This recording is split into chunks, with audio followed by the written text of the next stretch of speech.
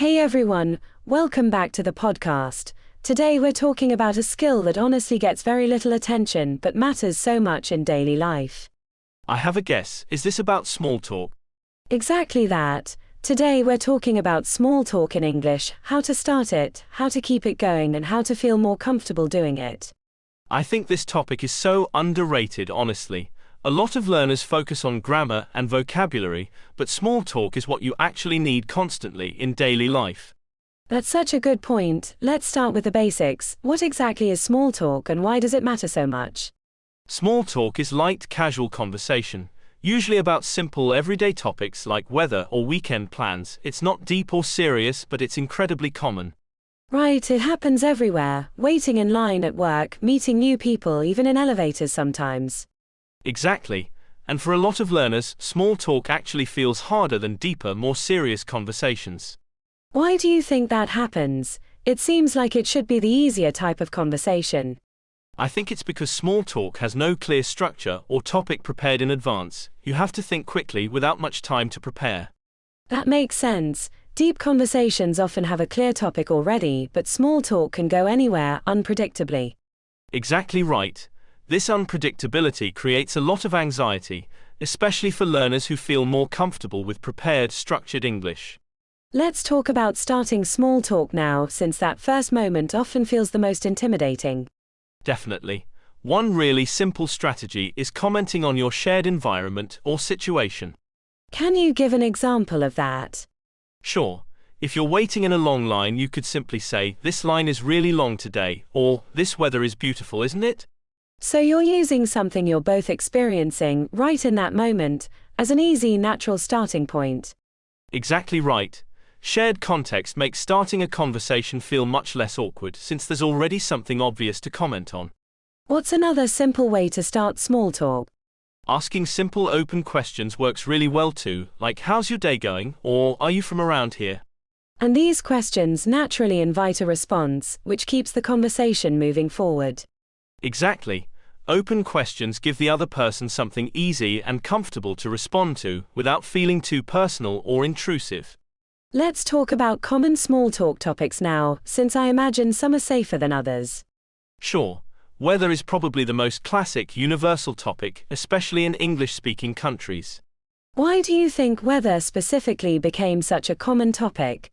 It's neutral, it affects everyone equally, and there's really no risk of causing offense or discomfort when discussing it.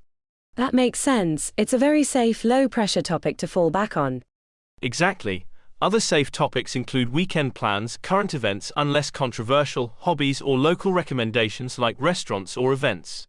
What about topics that should generally be avoided, in casual small talk specifically? Generally, it's best to avoid overly personal topics like salary, religion or politics, especially with people you've just met. So keeping things light and neutral, at least initially, helps avoid unnecessary awkwardness. Exactly right. You can move toward deeper topics later once you know someone better, but starting light is usually the safer approach. Let's talk about keeping a conversation going now, since starting is only part of the challenge. This is such an important skill. One helpful technique is following up on what the other person says, instead of just answering and stopping there. Can you explain what that actually looks like, practically? Sure. If someone says, "I just got back from vacation," instead of simply saying, "That's nice," ask a follow-up question like, "Oh really, where did you go?" So you're showing genuine interest and giving the conversation somewhere new to go. Exactly right. Follow-up questions naturally extend conversations and show the other person you're actually listening and engaged.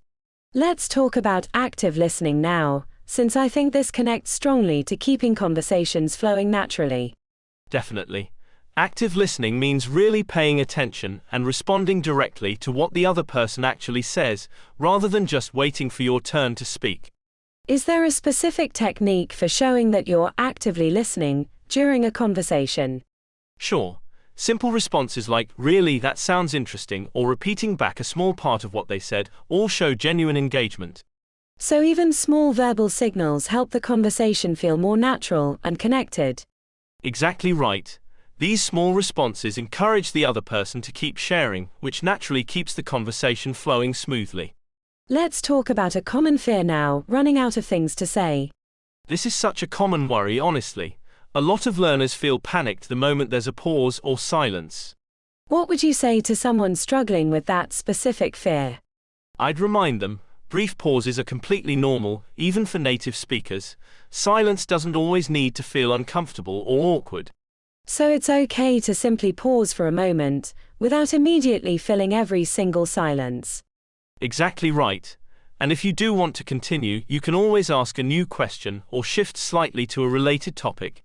Let's talk about specific techniques for shifting topics smoothly, since I imagine that's a useful skill too. Sure. One simple technique is connecting a new topic to something already mentioned, rather than changing topics abruptly. Can you give an example of that? Sure. If someone mentioned they love cooking, you could shift naturally saying, "That reminds me, have you tried that new restaurant downtown?" So you're using a small connection to move smoothly toward a new, related topic. Exactly right. This feels much more natural compared to suddenly introducing a completely unrelated topic out of nowhere.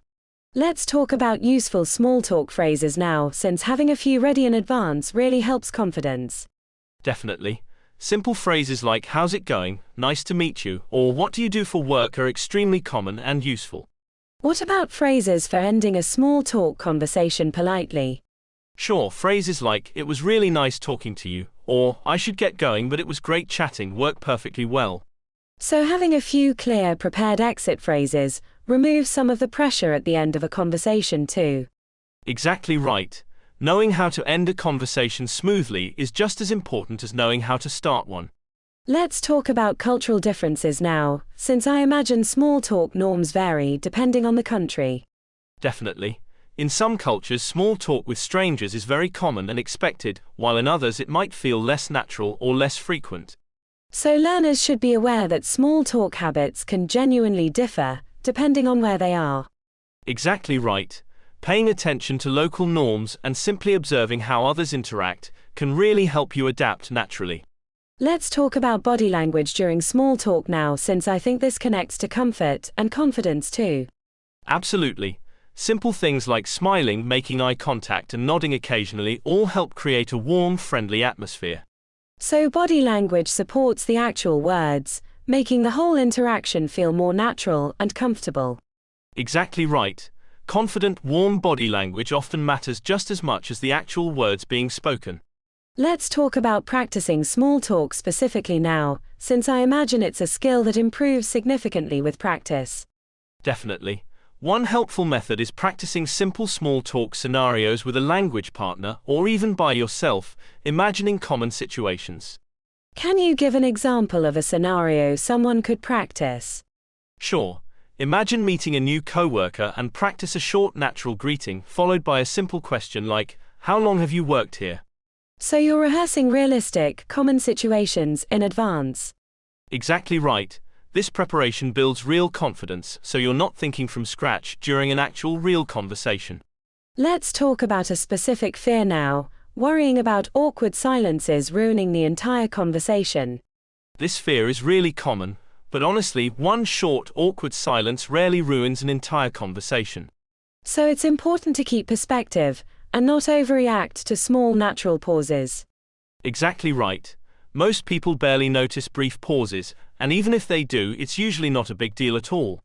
Let's talk about compliments now, since I think they're a really useful small talk tool. Definitely. Simple, genuine compliments like, "I really like your jacket," or "This coffee shop has such a nice atmosphere," work really well as conversation starters. So compliments create a positive, friendly opening that often naturally leads to further conversation. Exactly right. People generally respond warmly to genuine compliments, which makes them a really effective small talk tool. Let's talk about listening for follow-up opportunities now, since I think this connects to keeping conversations naturally flowing. Sure. Try listening carefully for small details the other person mentions, since these details often provide perfect follow-up questions. Can you give an example of that specifically? Sure. If someone mentions they're tired because their dog woke them up early, you could naturally ask, "Oh, what kind of dog do you have?" So small details naturally create opportunities for extending the conversation further. Exactly right. Paying close attention often reveals easy, natural directions for continuing a conversation smoothly. Let's talk about confidence one more time, since I know small talk connects strongly to overall speaking confidence too. Definitely. The more small talk you practice, the more automatic and comfortable it eventually becomes, just like any other skill. So small talk isn't necessarily a natural talent, it's a skill that genuinely improves with consistent practice. Exactly right. Even naturally quiet or shy people can become much more comfortable with small talk through regular gradual practice. Let's move toward wrapping up today's episode with some final practical advice. Sure, I'd say don't put too much pressure on yourself to have perfect, impressive small talk every single time.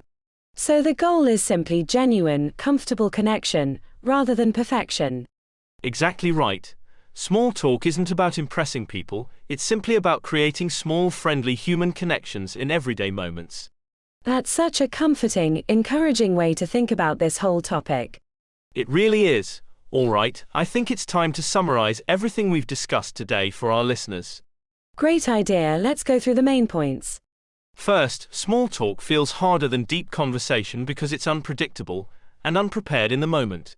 Second, start conversations using shared context or simple open questions.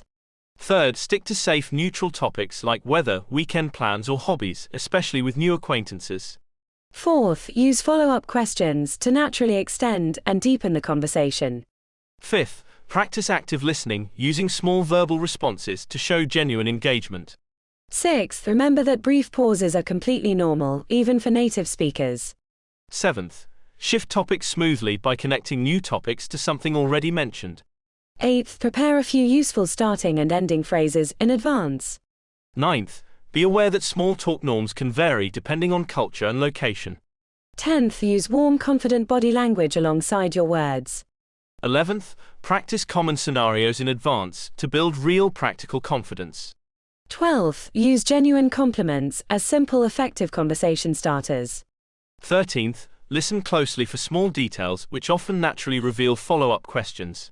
And finally, focus on genuine connection, instead of trying to achieve perfect, impressive conversation. That's such a comprehensive, practical summary. I really believe if listeners apply even a few of these ideas, small talk will start feeling much more natural and comfortable. I completely agree. Small talk really is a learnable skill, and with consistent practice, it becomes so much easier and even genuinely enjoyable. Well said. All right, everyone, that's it for today's episode. Thank you so much for listening and for practicing your English with us today. If you found this episode helpful, try starting one small conversation today, even something as simple as commenting on the weather. Great advice as always. Take care, everyone, and keep practicing consistently. We'll see you in the next episode. Bye, everyone. Bye.